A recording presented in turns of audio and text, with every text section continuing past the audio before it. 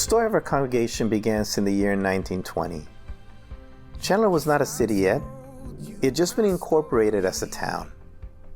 Dr. A.J. Chandler had invested in thousands of acres of land to grow cotton, watermelon, potatoes, onions, and citrus trees. He had the land and he had the equipment, but he had no one to work the fields.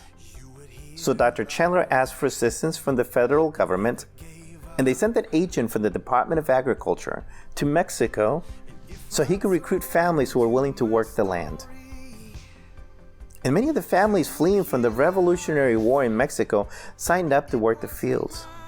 They worked for low wages in the extreme heat that is typical of Chandler.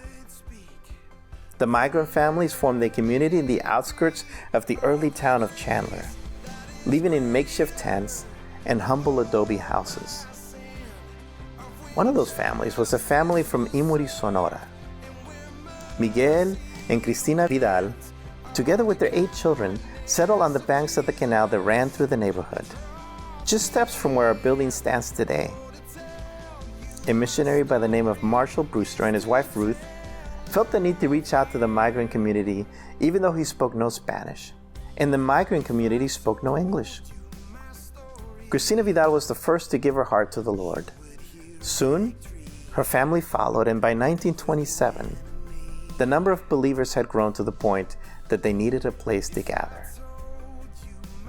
So Miguel, Cristina, their children, and the other early members of the congregation made the adobes that make up the walls of our existing building, and they hand-cut the wood trusses that you see when you walk in the sanctuary. A lot has changed in Chandler since 1920. Our population is now nearly 253,000 residents. And it's projected that just in the downtown area, within a 1-mile radius of our congregation, there will be more than 150,000 new square feet of office space. There'll be new commercial and hotel developments, and that all of this will create nearly 1,000 new jobs. And a lot has changed in our congregation too. We're no longer in the outskirts of town.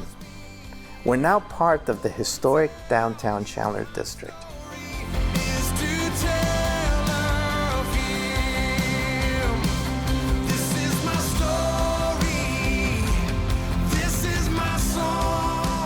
Our sanctuary was completed in 1928. And although it's been newly renovated, I believe that the adobes that still make up the walls to this very day of this renovated building speak to the tens of thousands of men, women, and children that have come to know the Lord in this very place. And I believe that it speaks to their faithfulness for nearly 100 years. But perhaps more importantly, it speaks to a heritage of compassion for the disenfranchised. It speaks to a commitment to reaching out to people that may not look like us. It may not speak the same language that we do. The Lord has been faithful to us all these years. And we have all seen His glory in this place. But what if?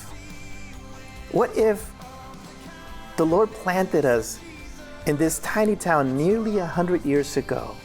What if the journey that we have been on was just preparation from God for such a time as this?